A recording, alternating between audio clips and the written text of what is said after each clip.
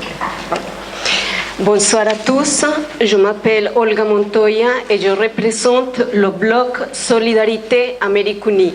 Nous sommes une coordination d'associations et organisations de militants politiques contre l'impérialisme et en soutien aux révolutions et aux luttes populaires dans tout notre continent américain. Ce soir, et dans le cadre de cette invitation à participer à Que se passe-t-il vraiment à Cuba, je vais vous lire un document que nous avons élaboré ensemble. Certains d'entre vous se demandent probablement pourquoi des personnes qui ne sont pas cubaines et qui n'ont jamais vécu à Cuba peuvent parler de ce pays. Le peuple cubain et les peuples de tout le continent américain sont liés par une histoire commune, l'histoire de la colonisation, l'histoire de l'esclavage. Quand enfin nous avons cru être libres, quand enfin nous avons cru être des pays indépendants et souverains, nous nous apercevons que le poids de l'impérialisme pèse toujours sur nous. L'Amérique latine et les Caraïbes ont toujours été considérés par les États-Unis comme son arrière-cour et c'est par l'emploi de sa force militaire, économique et politique qu'ils ont réussi à avoir la domination totale de nos matières premières, de notre marché de consommation et de notre main-d'œuvre bon marché. Nous vous rappelons que les États-Unis ont déjà occupé Cuba dans le passé. C'est en 1898, après une guerre d'indépendance de 3 ans, que Cuba gagne une indépendance relative, restant occupée par les États-Unis jusqu'en 1902. Après que de différents régimes plus ou moins corrompus se succèdent à la tête d'une société cubaine inégalitaire, gangrénée par les mafias états-uniennes, une armée d'insurgés révolutionnaires renverse le pouvoir en 1959 après plusieurs années de lutte. Comment était Cuba lors de cette occupation ? Il n'est pas possible de parler d'une seule réalité du pays à l'époque. Et la preuve en est que les données nous assurent qu'il y avait 2 Cuba très différents. Le Cuba d'avant la révolution de 1959 est dépeint par certains comme un pays brillant et dynamique, et par d'autres comme le pur bordel de l'Occident englué dans les vices de jeu de la mafia et de la prostitution. Le revers de la médaille, ce sont les profondes inégalités entre ville et campagne, entre noirs et blancs. Ni la santé, ni l'éducation n'atteignaient les zones rurales, où l'analphabétisme était répandu et où la malnutrition et la famine étaient de notoriété publique. Le processus révolutionnaire cubain a été l'événement politique le plus puissant et le plus marquant d'Amérique latine. Les dirigeants ont pu exprimer les contradictions non résolues entre les États-Unis et les autres pays de la région. La consolidation du processus révolutionnaire cubain et son héritage en Amérique latine ont été en partie le résultat de la politique d'ingérence des États-Unis qui, sans respecter les principes de souveraineté nationale et d'autodétermination des peuples, n'ont pas accepté les réformes et les actions politiques, sociales et économiques entreprises par Fidel Castro après le triomphe de la révolution cubaine. Le nouveau pouvoir a pris des mesures spectaculaires dans le domaine de la santé, de l'éducation, culminant avec la vaste campagne d'alphabétisation de 1961 et de la réduction des inégalités sociales, suscitant l'enthousiasme des représentants des pays du tiers-monde qui se succèdent à La Havane. La première réforme agraire de mai 1959, qui exproprie bon nombre de grands propriétaires et de compagnies étrangères, provoque la foudre des États-Unis, entraînant de fait l'établissement de liens commerciaux privilégiés avec l'Union soviétique. En avril 1960, le premier bateau soviétique chargé de pétrole arrive en baie à La Havane. Et les expropriations des banques et d'entreprises américaines s'intensifient. Le 5 juillet, les États-Unis imposent le blocus économique et commercial de l'île, durci début 1961. Pour Fidel, l'unité de l'Amérique latine et plus encore celle des peuples et des nations de ce qu'on appelait alors le tiers-monde était essentielle. Le leader de la révolution cubaine savait que l'unité régionale était indispensable pour contenir et vaincre l'impérialisme états-unien.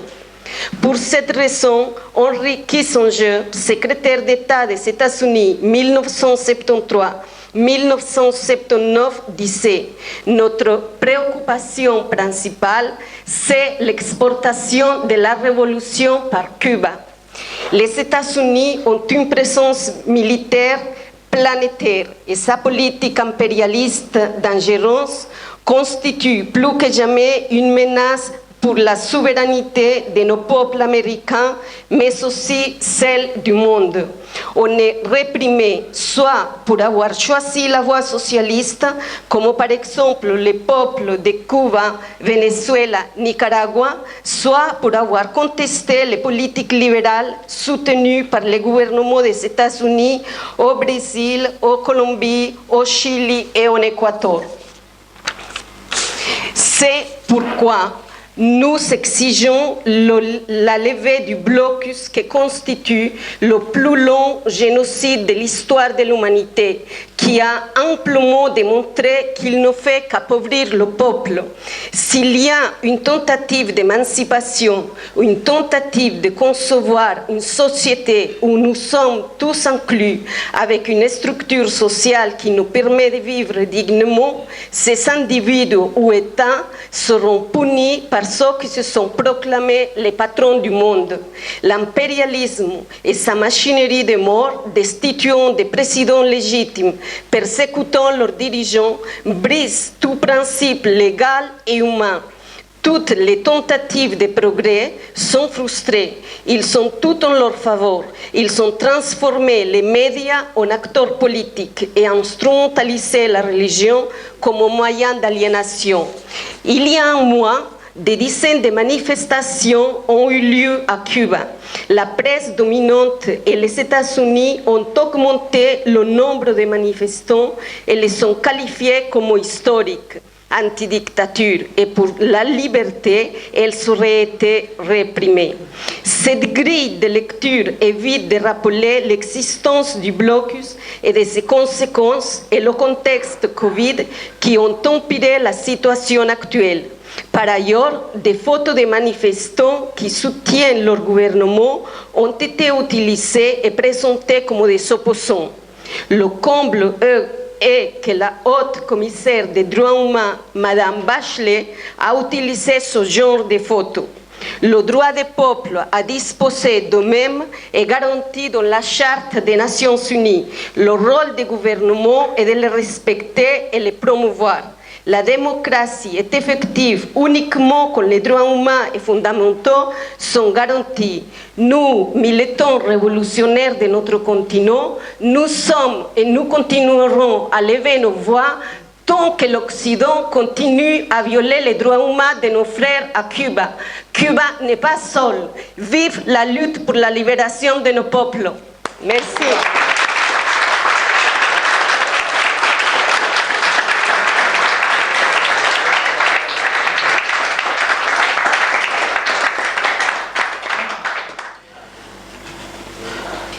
Buenas tardes a todos. Bonsoir à tous. En primer lugar, muchas gracias por la invitación. Es un privilegio para nosotros estar acá con ustedes. Merci pour m'avoir invité aujourd'hui. C'était vraiment un plaisir d'être ici. Y mis disculpas ante todo por no poder dirigirme a ustedes en francés. Lo comprendo, pero no lo puedo hablar adecuadamente. Je m'excuse parce que je ne peux pas m'adresser à vous en français. Je peux comprendre, mais je ne peux pas parler.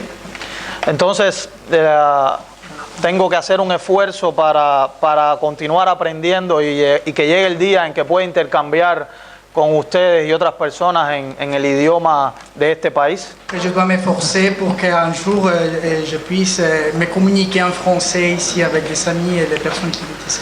Pero creo que lo más importante hoy es la posibilidad de estar juntos y de poder intercambiar, compartir con ustedes algunas ideas. Mais je pense que la chose la plus importante, c'est d'être ici avec vous et pouvoir partager quelques idées.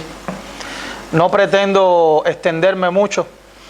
Tengo algunas ideas que compartir con ustedes y también imagino que el mayor interés sea conocer qué ha pasado en Cuba, cuál es la situación en Cuba luego de lo que sucedió el día 11 de julio en nuestro país. Je serai bref, j'ai quelques idées à partager, mais je pense que l'intérêt de tous ici, c'est fondamentalement, c'est qu'est-ce qui s'est passé à Cuba après le 11 juillet. C'est les idées qu'on va partager aujourd'hui. Por supuesto, los demás temas que han abordado los panelistas con nosotros acá son muy importantes. Oui, et les thèmes qui ont déjà été abordés ici par les orateurs sont très importants. Desconocer la historia de solidaridad y cooperación de Medicuba. Il faut reconnaître l'histoire de solidarité et coopération de Medicuba. La solidaridad de partidos como el de los trabajadores en Ginebra. La solidarité comme des partis de travail ici de Genève. Ni mucho menos la solidaridad de amplios sectores de organizaciones y amigos solidarios que residen en esta ciudad. Et aussi d'autres organisations des amis qui habitent ici à Genève. Pero comprendo que lo más interesante y lo más novedoso es lo que vive Cuba en la actualidad. Je comprends que le thème le plus intéressant en ce moment, ce qui se passe à Cuba en ce moment. Entonces yo comenzaría diciendo que el 11 de julio no hubo un estallido social en Cuba. Tout d'abord, je vais commencer par dire qu'à Cuba, le 11 juillet, il n'y a pas eu une explosion sociale. ¿Y por qué les digo esto? Porque se ha tratado de presentar que en Cuba ha cambiado algo. Parce qu'ils ont essayé de présenter la réalité cubaine d'une manière différente. Y que el pueblo ha explotado. Et que le peuple, il y a eu une explosion sociale à Cuba. Y esto es totalmente falso, es ajeno a la realidad. Mais c'est pas vrai, c'est pas ça qui se passe à Cuba. Entonces, ¿qué sucedió el 11 de julio en Cuba? Qu'est-ce qui est passé le 11 juillet à Cuba? Muchos deben haber leído noticias, informaciones, visto videos en internet, en la televisión. Je suis sûr que vous avez lu, vous avez regardé des nouvelles sur internet. Y ciertamente hubo personas en la calle ese día. Et c'est vrai qu'il y a eu des personnes qui se sont manifestées. Fueron muchas las personas que salieron a la calle ese día. Il y avait beaucoup de personnes qui se sont manifestées ce jour-là. Pero la mayoría lo hizo de una manera violenta.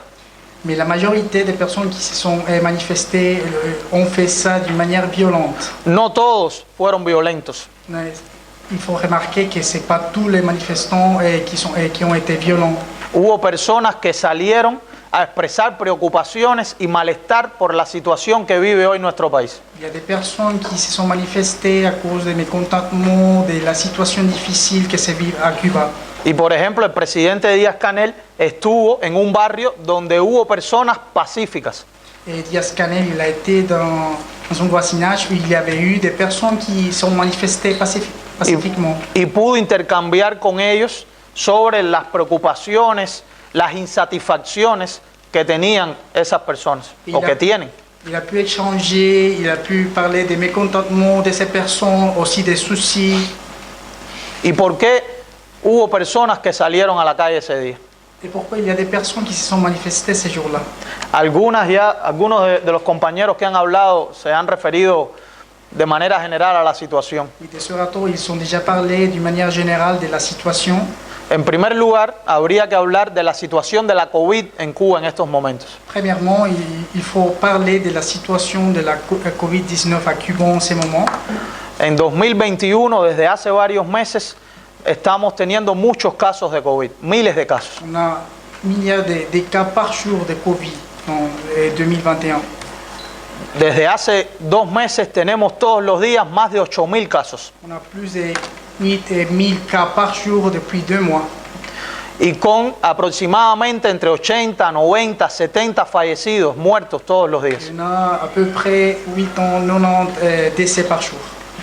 Además de eso, tenemos una situación económica muy compleja. Une situation économique très complexe. Ya se han mencionado algunas de las medidas que adoptó Estados Unidos para endurecer el bloqueo. Ils ont déjà parlé de quelques mesures que le gouvernement des États-Unis a appliquées pour durcir le blocus. Se habló de la inclusión de Cuba en la lista de países que patrocinan el terrorismo. Cuba était inclus dans la liste des pays parrainant le terrorisme. Fue la última medida que adoptó Trump antes de dejar la Casa Blanca. C'était la dernière mesure qui a appliqué Trump avant de laisser la Maison Blanche. 9 días antes de terminar su presidencia. 9 jours avant de terminer ça. Y esta medida tiene un gran efecto en la economía cubana. Et cette mesure touche vraiment l'économie cubaine. Porque como pueden imaginar y como ya se ha mencionado, ningún gobierno, ninguna empresa, ningún banco quiere tener relaciones con un país que se dice que es terrorista. Évidemment, il n'y a aucun gouvernement, entreprise, banque qui veut négocier ou faire des transferts à Cuba parce qu'il est marqué comme terroriste. Entonces esto tiene un gran efecto en las finanzas y en la economía en general. Oui, il y a un effet très important dans les finances et dans l'économie dans le sens général. Podemos tener todo este edificio lleno de dólares y de francos, pero si no los podemos poner en un banco, no podemos utilizarlos. Es como si no los tuviéramos. On peut avoir un bâtiment plein de francs suisses, de dollars, mais si on ne peut pas le mettre dans une banque, on ne peut rien faire avec ça. Porque el comercio mundial funciona con transacciones. Uno llega con una maleta de dinero a pagar bienes y servicios. Le commerce mondial se fait comme ça, à partir des transactions. Vous ne pouvez pas arriver avec une valise avec plein de cash et payer. Entonces, tenemos un dinero que no podemos utilizar en dólares. On a de l'argent qui on a en dollars américains, mais on ne peut pas utiliser. Y esto ha tenido un efecto acumulativo en la economía cubana. Il y a eu un effet accumulatif dans l'économie cubaine. Con unas consecuencias muy graves en los alimentos y en las medicinas. Il y a des conséquences graves dans l'agroalimentaire et aussi dans les médicaments. Y a todo esto hay que sumarle entonces la situación de la COVID. En plus de ça, il faut ajouter la situation générée par la COVID. En el 2020 la controlamos, pero en el 2021, cuando se abrieron las fronteras, los aeropuertos, pues entró la nueva variante del virus. En 2020, on a su bien contrôler la pandémie, mais après, en 2021, quand les aéroports ont ouvert, c'était plus difficile, alors on a une situation plus délicate maintenant. Entonces, esos fueron los elementos que provocaron que la situación social en Cuba fuera difícil. La vida de los cubanos está siendo difícil. C'est vrai, la vie des Cubains est très très difficile. Alors tous ces éléments ont contribué à ça. Por un efecto combinado de la pandemia y del bloqueo que se recrudece y que impacta la economía. Parce qu'il y a un effet combiné de la pandémie aussi, de durcissement du blocus. Y eso irritó a las personas que salieron el 11 de julio a las calles. Alors les personnes ont exprimé ces mécontentements ces jours-là, le 11 juillet. Pero repito, la mayoría de las personas que salieron ese día actuaron de una manera violenta. Il faut que je souligne que les personnes qui se sont manifestées ces jours-là, ils l'ont fait d'une manière très très violente. Y cometieron actos criminales contra centros comerciales, contra instituciones del gobierno. Ils ont commis des actes criminels contre des institutions du gouvernement, aussi contre des centres commerciaux. Contra viviendas de otros ciudadanos. Contre des maisons d'autres personnes. Incluso atacaron un hospital pediátrico. Même ils ont attaqué un hôpital pédiatrique. Con piedras, donde habían niños enfermos de la COVID. Ils ont jeté des pierres où il y avait d'enfants qui ont eu de la COVID. Viraron autos de policía. Ils ont traversé les patrouilles. Atacaron a policías. Son attaqués des agences de la y a otros ciudadanos que estaban también en la calle ese día. D'autres citoyens qui étaient là sur place. Pero no se puede obviar que el gobierno de los Estados Unidos tiene una gran responsabilidad en estos hechos que ocurrieron el día 11 de julio. Il faut dire que le gouvernement des États-Unis a un rôle très très important dans les événements qui ont eu lieu à Cuba le 11 juillet. En primer lugar, por recrudecer el bloqueo. Parce qu'ils ont durci tout d'abord le blocus. Y en segundo lugar, por promover la desestabilización y la subversión de nuestro país. Et deuxièmement, parce qu'ils ont promovu la déstabilisation à Cuba. No es un secreto que el gobierno de Estados Unidos aprueba cada año 20 millones para trabajar por la subversión en Cuba. C'est vrai que chacun, le gouvernement des États-Unis a un budget de 20 millions pour les programmes subversifs à Cuba. Y ese dinero va a la contrarrevolución en Cuba, a las personas que quieren cambiar el régimen en nuestro país. Cet argent va directement aux proches des personnes contre-révolutionnaires à Cuba. Y luego del 11 de julio ha habido una gran campaña mediática contra nuestro país. Après le 11 juillet, il y a une grande campagne médiatique contre Cuba. No solo en los medios tradicionales, en la prensa, en la televisión, sino también en las redes digitales, en Twitter, en Facebook. Facilement dans la presse, mais aussi dans Twitter et aussi sur Internet. Tratando de presentar a Cuba como un país en caos. Il tente de présenter Cuba comme un pays qui est en chaos. Como un país que no tiene la capacidad de gobernar y de responder a la pandemia, que es el desafío fundamental en estos momentos. Il tente de présenter Cuba comme un pays qui ne savent pas gouverner, qui ne savent pas gérer la pandémie qui touche tout le monde. En esos empeños, en esa campaña, han acudido incluso a noticias falsas, que ya se ha mencionado aquí hoy. Même dans ces campagnes médiatiques, ils ont utilisé des fake news. Son más de 100 las noticias falsas que se han diseminado a través de Internet. Il y a plus de 100 fake news qui ont été disséminées sur Internet. No me voy a detener en eso, pero los invito a buscar, que fácilmente van a encontrar muchos ejemplos de lo que les estoy diciendo. Je ne vais pas parler de ça maintenant, mais vous pouvez aller chercher un peu, vous allez les voir, tous les fake news qui sont partout. Y esa campaña incluye llamados a más actos violentos en Cuba. Et dans ces campagnes médiatiques, ils font appel à plus de actes terroristes violents à Cuba. Por tanto, no estamos hablando de una acción legal.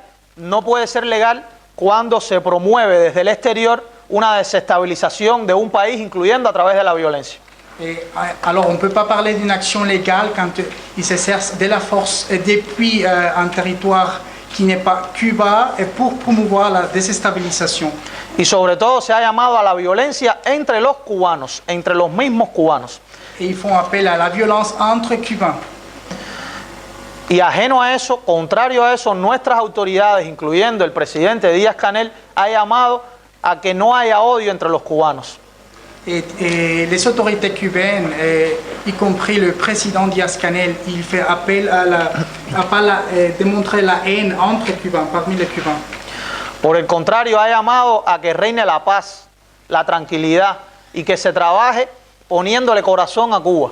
Il parle plutôt de la paix, de la tranquillité et de travailler avec le cœur pour Cuba. Y eso es lo que prima hoy en Cuba.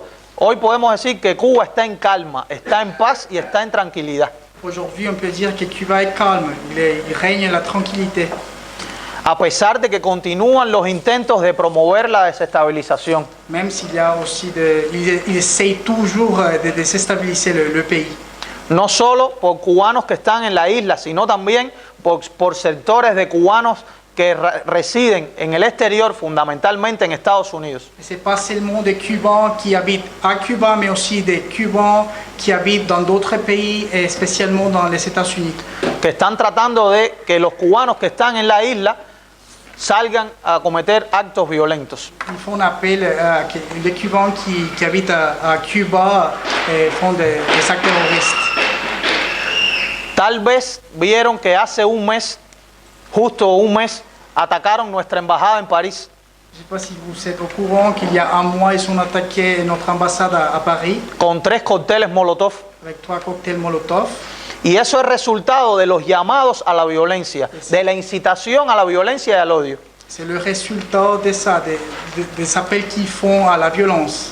Por supuesto, las autoridades cubanas han denunciado estas conductas criminales y los que cometieron delitos el día 11 están siendo llevados ante la justicia. Et aussi les autorités ont dénoncé ça et toutes les personnes qui ont commis des délits ce jour-là, le 11 juillet, ils vont être poursuivis. Y al mismo tiempo, nuestras autoridades están llamando a resolver los problemas de Cuba entre los cubanos. Et les autorités cubaines font un appel pour résoudre les problèmes de Cuba parmi les Cubains qui habitent là-bas. Porque reconocemos, estamos conscientes de que tenemos muchos problemas, muchos desafíos, muchas cosas por solucionar. C'est qu'on a beaucoup de problèmes, on a beaucoup de choses à faire, Pero tenemos que hacerlo entre los cubanos. mais il faut le faire parmi les Cubains. No puede venir nadie del exterior a imponernos recetas, a imponernos modelos. Une personne qui habite pas à Cuba, il ne peut pas venir sur place et dire la façon de gérer le pays. Eso no lo aceptaría ningún otro país. Por ejemplo, aquí en Suiza no aceptarían que viniera un alemán a imponerle cómo tiene que resolver el pueblo suizo sus problemas. Quand un pays va accepter ça, par exemple, les Suisses ne vont pas accepter qu'un Allemand vienne ici sur place pour dire ce qu'il faut faire ici en Suisse. Ese mismo respeto pedimos los cubanos. On demande ce respect pour Cuba. Y en eso estamos trabajando. On travaille là-dessus. Probablemente han visto que nuestras autoridades, empezando por el presidente Díaz-Canel, está en la calle todos los días. Peut-être vous avez déjà vu sur Internet que notre président, les autorités cubaines, ils sont sur place toujours, dans les rues, Intercambiando, reuniéndose con diferentes sectores de la sociedad. ils partagent avec différents secteurs de la société cubaine. Estamos hablando desde visitar los barrios, las comunidades, Ils sont dans les communautés, hasta reunirse con sectores tan importantes como la prensa, los abogados, los jueces. ils se réunissent aussi avec des secteurs très importants comme la presse, les avocats, Pero también con asociaciones de mujeres, con los estudiantes en las universidades, mais aussi avec des associations des femmes, aussi avec les étudiants à l'université. visitando los barrios, intercambiando con la población directamente. Ils vont directement sur place avec la population pour partager des idées. ¿Qué otro presidente de qué otro país hace eso? C'est pas facile de voir un autre président qui va sur place. Y eso habla por las claras de la voluntad de nuestras autoridades de estar junto al pueblo en la búsqueda de la solución a los problemas. Et ça montre aussi la volonté de notre gouvernement d'être là-bas con le peuple cubain pour trouver une solution aux problèmes qui font face. Que no son problemas que se van a solucionar fácilmente ni de la noche al día, pero que tenemos que trabajar diariamente para solucionarlos. On ne peut pas dire que les problèmes, on va trouver une solution au lendemain. Il faut travailler, il faut beaucoup travailler pour trouver une solution. Y junto a todo esto, ya para terminar, ya que se ha hablado por Medicuba y por otros del sector de la salud en Cuba, Et Medicuba a déjà parlé de ça, alors je serai bref. no quería dejar de comentar con ustedes que a pesar de toda esa campaña contra Cuba, nuestro país ha producido ya 3 vacunas contra la COVID. Malgré toute cette situation, toute cette campagne, Cuba a déjà produit 3 vaccins. 3 vacunas que ya están aprobadas Ils sont déjà approuvés por las autoridades de salud del país. par les autorités compétentes de la santé à Cuba. Tenemos Abdala, Soberana 2 y Soberana Plus. On a Abdallah, Soberana 2, Soberana Plus. Y las 3 están siendo utilizadas. Et les 3 sont en train d'être utilisés maintenant à Cuba.